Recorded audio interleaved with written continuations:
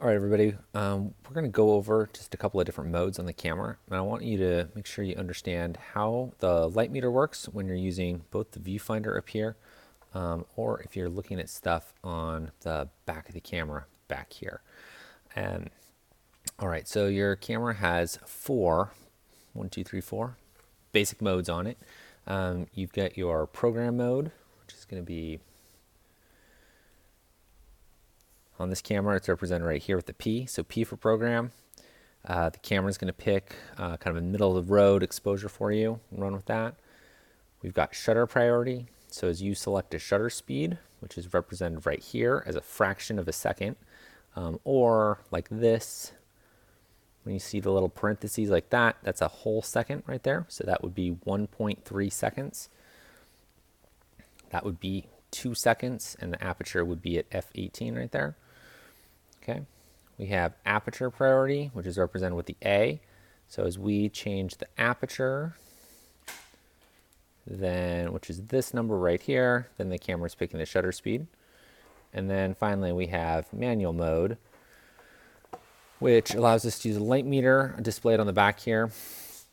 And as we can change everything independently. And that is the mode that I want you to be using most of the time.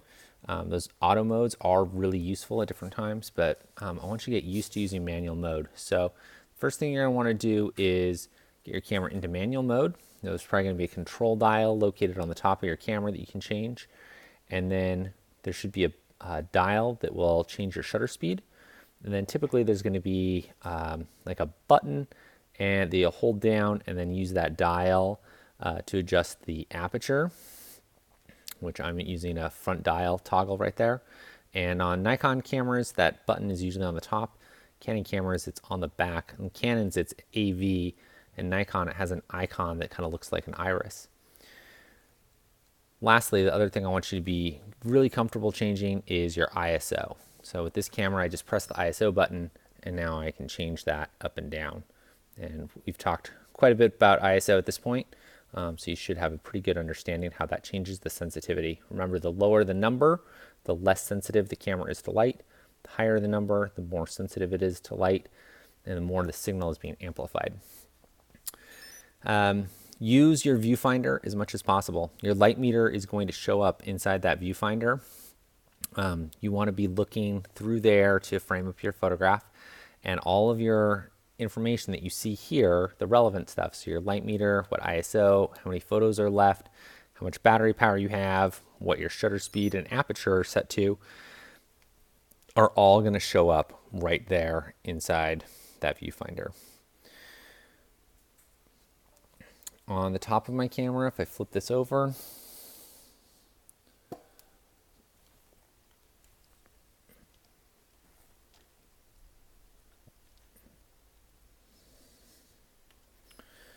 you can see here that I've got another secondary screen on the top, and as I press my shutter button down halfway, this will activate the light meter, and then I can control my shutter speed with this back dial right here. So now I'm at 100th of a second.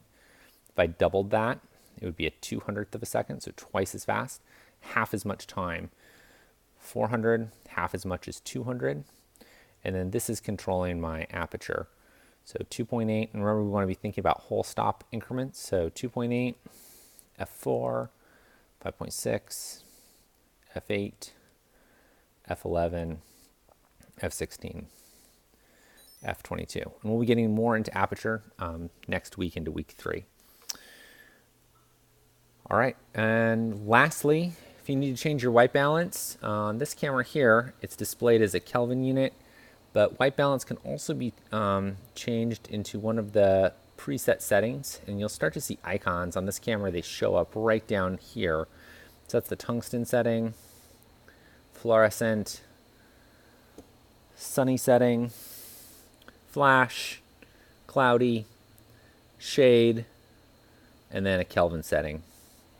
I leave my white balance set as close as possible to about 5,000 Kelvin. It's very close to what film is. When we're shooting raw files, which right now our camera is shooting in raw, we don't have to worry too much about white balance because we can always adjust it really easily in Lightroom after the fact. All right. Let me know if you got questions. Post them in the comments or the Q&A forum in Moodle. All right. Thank you.